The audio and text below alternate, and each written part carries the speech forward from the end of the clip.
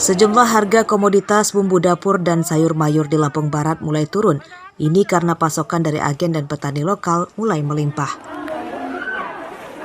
Seperti terpantau di Pasar Liwa pada Kamis pagi, harga bawang merah kualitas bagus pada pekan lalu masih Rp65.000, kini Rp60.000 per kilogram. Harga bawang merah turun drastis karena pernah tembus hingga Rp80.000 sebelum Idul Adha lalu. Harga bawang putih juga turun Rp5.000 dari Rp25.000, kini Rp20.000 per kilogram. Harga cabai juga turun drastis yang sebelumnya tembus di atas Rp100.000, kini Rp80.000 per kilogram. Harga sayur mayur seperti kubis atau kol, buncis, tomat, wortel, dan sawi rata-rata turun Rp2 hingga Rp5.000 per kilogram. Ini jualannya ada bawang merah, terus cabai, bawang putih, terus sayur-sayur kayak buncis, sesin. Biasanya ada kacang tanah, cuman ini hari ini kosong. Untuk harga-harganya Bude, ada yang naik apa ada yang turun? Kalau harga-harga sekarang ini kayaknya turun semua ya. Apa aja Bude? Ya kayak bawang merah, kan sampai hampir 70. Kemarin hampir 80 juga pernah. Emak-emak di pasar mengatakan harga bumbu dapur dan sayur mayur itu sudah turun, namun belum normal. Seperti cabai dan bawang merah, harga normalnya di bawah Rp50.000 per kilogram. Iya, udah turun harga. Bawangnya Bu? Bawang 20, bawang putih. Bawang merahnya? Bawang merah 60. Udah turun Bu ya? udah turun. Turun dikit. Oh. Turun dikit. Memang sebelumnya berapa? Biasanya berapa tuh? 65 ya? 65. Sekarang? Sekarang 60, turun dikit. Turun dikit ya. Beli berapa kilo? Ay, nggak banyak. Oh, cuma beli 2 kilo. 2 kilo ya. Harga bumbu dapur dan sayur mayur kini sulit diprediksi. Apakah akan turun atau malah naik lagi mengingat cuaca ekstrim masih berlangsung dan ditambah kenaikan harga BBM yang pastinya berdampak pada naiknya ongkos angkut. Rosandi melaporkan dari Lampung Barat.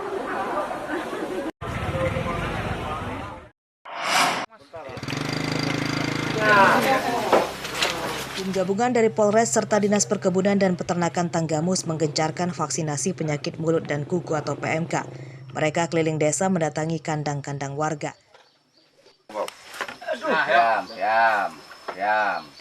Kamis siang, petugas mendatangi Desa Memon, Kecamatan Pugung, Tanggamus. Petugas menyediakan 250 dosis vaksin PMK. Vaksinasi diprioritaskan untuk ternak dewasa yang sehat dan anak sapi yang usianya lebih dari 2 minggu. Vaksinasi PMK disambut gembira warga sebab mereka tidak khawatir lagi ternaknya terpapar PMK. Sapi kita bisa sehat, ternak kita berterima kasih kepada yang telah membantu kita menyuntik vaksin di daerah Tanggamus ini, Pak. Artinya masyarakat mendukung Pak program ini, Pak? Alhamdulillah masyarakat di Tanggamus ini kita mendukung semuanya, Pak. Hari ini di sini di dusun apa, Pak? Diadakan Dusun ini? Mulyojati. Sejauh ini belum ditemukan kasus PMK di Tanggamus.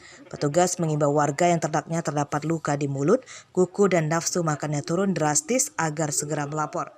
Hari ini, Pak. Target hari ini 250 ekor. Kendalanya apa, Pak, saat di lapangan, Pak?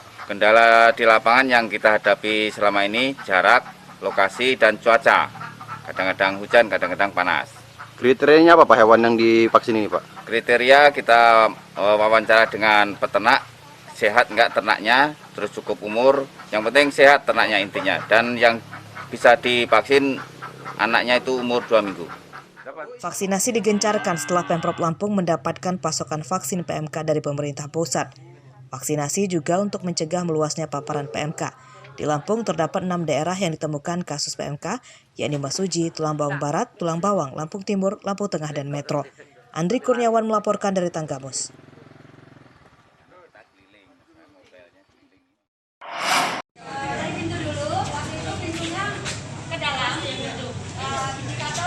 Lima puskesmas di Bandar Lampung dijadikan percontohan puskesmas inklusif yang menyediakan fasilitas bagi warga dan pasien disabilitas. 5 puskesmas itu adalah Puskesmas Pasar Ambon, Kota Karang, Kedaton, Panjang, dan Kemiling.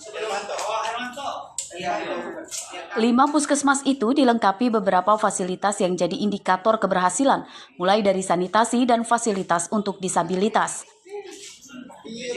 Program itu merupakan kolaborasi dengan Yayasan Konservasi Wai Seputi atau YKWS. Puskesmas menyediakan toilet khusus bagi penyandang disabilitas, seperti jalan untuk kursi roda, pegangan besi, WC duduk, serta disediakan pembalut di setiap WC wanita. Program itu akan diterapkan di seluruh puskesmas. Menunjuk 5 puskesmas sebagai pilot project untuk menjadi puskesmas yang melakukan pelayanan secara inklusif, di mana bahwasanya dari 5 puskesmas itu yang pertama mungkin adalah puskesmas rawat inap Kedaton, puskesmas rawat inap Panjang, puskesmas rawat inap Kota Karang, kemudian puskesmas rawat inap Kemiling, dan puskesmas rawat jalan Pasar Ambon. Garda pertama masyarakat untuk melakukan pengobatan maupun berkonsultasi terkait kesehatan, dan itu adalah jangkauan yang paling dekat dari pemukiman masyarakat gitu, sehingga kita memilih agar puskesmas itu bisa menjadi tempat penyediaan layanan yang di situ semua bisa terlayani gitu, baik lansia, kemudian anak-anak, penyandang disabilitas maupun teman-teman yang lain ya berkebutuhan khusus lainnya gitu. Program ini untuk meningkatkan pelayanan kesehatan bagi masyarakat. Program juga akan melibatkan partisipasi masyarakat yang tergabung dalam kelompok kerja pada proses observasi ataupun audit sosial. Andri Kurniawan melaporkan dari Bandar Lampung. Ras dan sukunya putih. Untuk mencegah berkembangnya paham radikalisme di masyarakat, aparatur desa dan polisi gencar menyosialisasikan ajaran Pancasila dan Bhinneka Tunggal Ika di sejumlah institusi pendidikan berbasis agama. Hargai seperti itu. Salah satunya di Pondok Pesantren Mambaul Haq, Jati Agung, Lampung Selatan, Kamis pagi. Kegiatan yang digelar sederhana ini diawali dengan menyanyikan lagu Indonesia Raya. Pematerinya, polisi dan Ketua Organisasi Negara Islam Indonesia atau NII Crisis Center. Tak hanya ajaran menangkal radikalisme, pemateri juga menyampaikan bahayanya berita hoaks hingga narkoba. Menurut data NII Crisis Center, radikalisme kini banyak menyasar kalangan anak muda, terutama yang sedang mencari jati diri. Maka dari itu, para santri di pondok pesantren diminta berperan meluruskan paham yang berbahaya itu. Acara ini tetap kita berjalan dengan lancar dan mencari ridho Allah, apa yang telah Allah perintahkan dan Rasulnya, ya dari melalui Al-Quran dan As-Sunnah itulah yang kita jalankan kehidupan kita ini. Mungkin itu yang saya sampaikan. Kalau untuk menyikapi perbedaan antar satu sama dan yang lainnya, sudut pandang kita menerima atau seperti apa gitu tentang adanya kelompok-kelompok lain? Ya kita menerima aja apa yang tadi disampaikan kan, karena kita toleran gitu kan. Nah itu aja. Menghargai antara manusia satu dengan yang masyarakat diminta untuk tidak mudah tergoda iming-iming para perekrut ajaran radikalisme yang menjurus pada terorisme. Yang benar-benar beriman, saudara. Karena konsep Bhinneka Tunggal Ika harus kita berdialog, kita berkumpul, terutama dengan yang berbeda agar kita memahami perbedaan itu indah. Jadi kalau kita intoleran, hanya mengambil diri yang benar, yang lain salah, maka kita mudah terkena virus radikalisme yang mengatasnamakan agama. Karena sejatinya ketika sudah kena virus itu, ya ini seperti COVID. Sosialisasi ini diharapkan dapat menumbuhkan rasa cinta tanah air serta semangat kebinekaan supaya mempersempit ruang gerak kelompok radikal untuk berkembang luas di Indonesia. Radikalisme adalah suatu paham yang menghendaki adanya perubahan, pergantian, dan penjebolan terhadap suatu sistem masyarakat sampai ke akarnya. Robi Laste melaporkan dari Lampung Selatan.